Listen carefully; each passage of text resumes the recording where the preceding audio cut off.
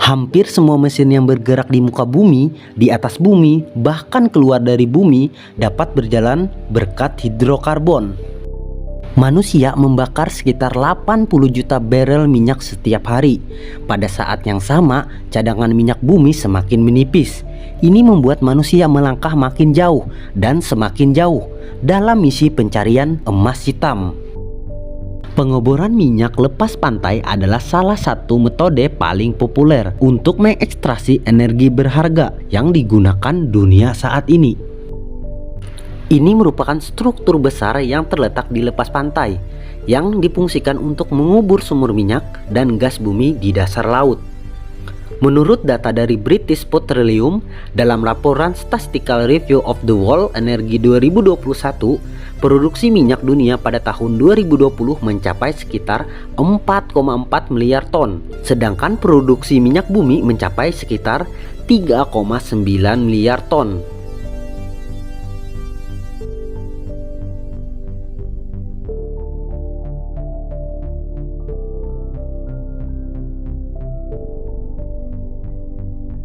Sementara itu, produksi minyak lepas pantai secara global mencapai sekitar 27,4 juta barel per hari pada tahun 2020 atau sekitar 30% dari total produksi minyak di dunia.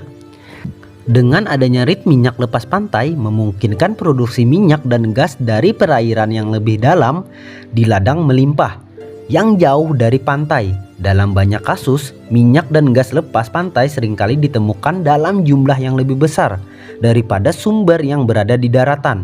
Ini memperluas jangkauan sumber daya energi global dan mengurangi ketergantungan pada sumber daya yang hanya tersedia di daratan.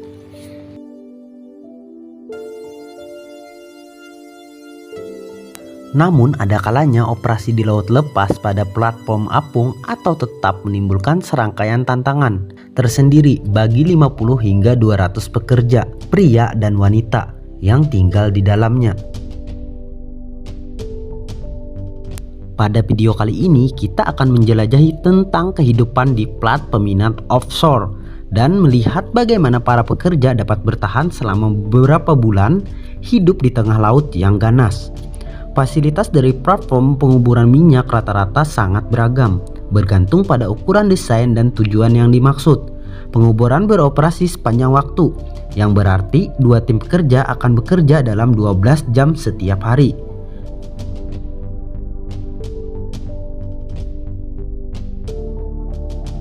Untuk membuat para pekerja merasa nyaman selama waktu istirahat, mereka sebagian besar di platform dilengkapi dengan ruang permainan, ruang bioskop, dan gym.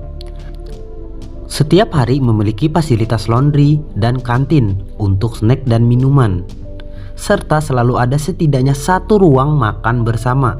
Tidak pernah ada saat yang membosankan di sini karena penghuninya sedang dalam tugas aktif untuk memanfaatkan semua fasilitas yang tersedia.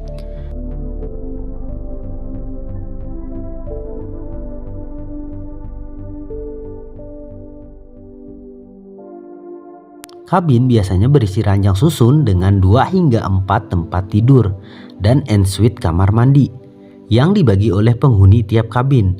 Keselamatan para pekerja menjadi prioritas utama.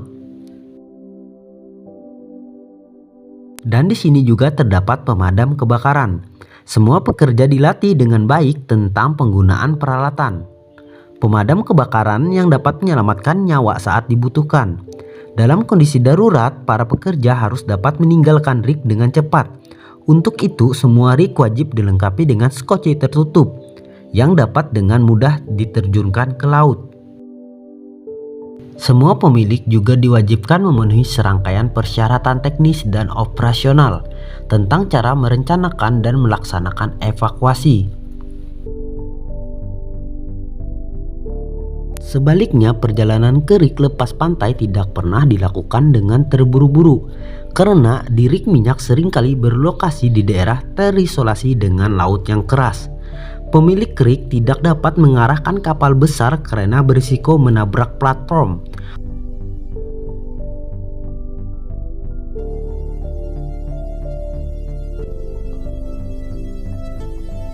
Oleh karena itu, kapal kerja kecil dan kapal kru lebih dipilih untuk memindahkan tenaga kerja dari pantai ke rig. Metode lain yang lebih cepat adalah memakai helikopter yang jauh lebih mahal. Helikopter menjadi transportasi yang paling umum digunakan selama cuaca buruk. Pergantian kru masa akhir layanan platform atau untuk evakuasi sebagian besar instalasi platform minyak modern dengan dilengkapi ruang pendaratan yang memadai untuk helikopter atau helipad khusus. Di industri minyak dan gas, peran pekerja lepas pantai sangat beragam. Beberapa adalah staf medis yang bertugas di ruangan medis. Medis di rig minyak biasanya bekerja selama 12 jam. Mereka selalu siaga sepanjang waktu dan terbang kembali ke daerah setiap 2 minggu untuk pergantian tugas. Ada juga manajer insinyur dan koki, tetapi sebagian besar dari mereka adalah roh nenek atau pekerja manual keras yang bertanggung jawab atas berbagai tugas. Tugas-tugas ini mencakup kegiatan pengeboran, pemasangan pipa, dan maintenance.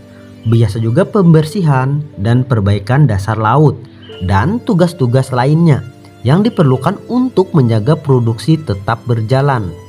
Mereka juga membantu dalam pengeboran dan pemasangan peralatan berat, memindahkan bahan dan peralatan kapal ke platform, serta melakukan tugas-tugas perbaikan dan perawatan berkala pada peralatan dan fasilitas di atas platform.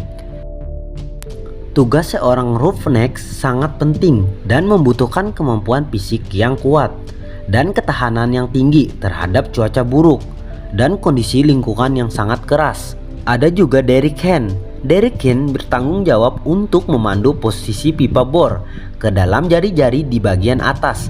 Dari mereka juga memonitor viskositas dan kepadatan lumpur sambil menambahkan bahan kimia dan fluida berbasis minyak.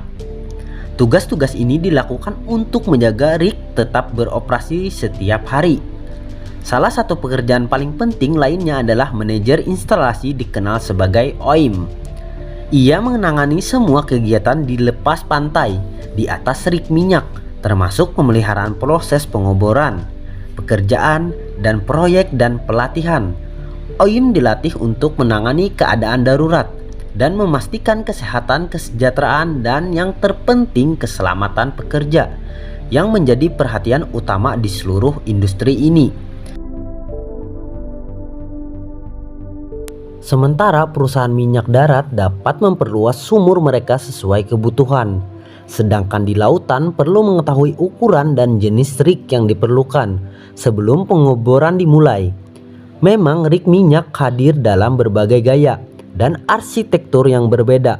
Beberapa dibangun di atas dasar laut dangkal, sementara lainnya terapung bebas dan diikat ke dasar laut. Ada juga yang dipasang di atas kapal atau tongkang.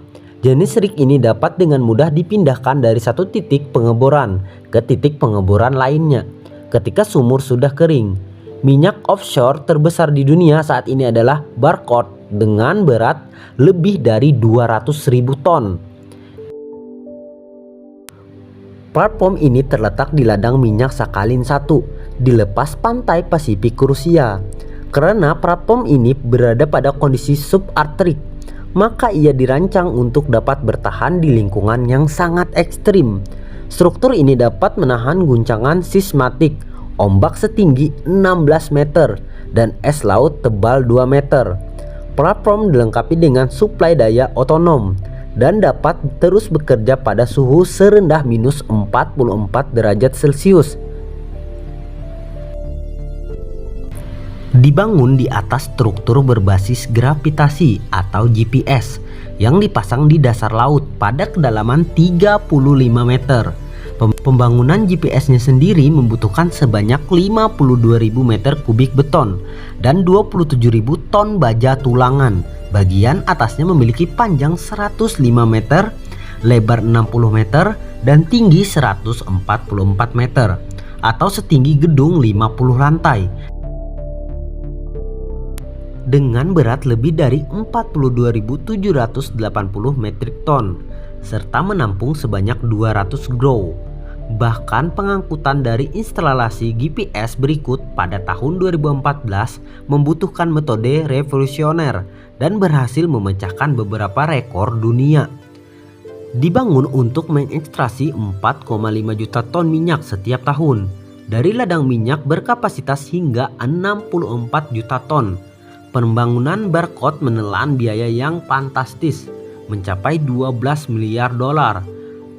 Anjungan ini dibiayai oleh konsorsium Sakhalin 1 yang terdiri dari perusahaan minyak dari Amerika Serikat, Rusia, Jepang, dan India.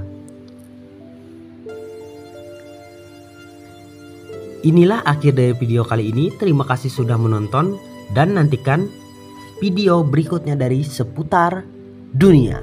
Wadidaw.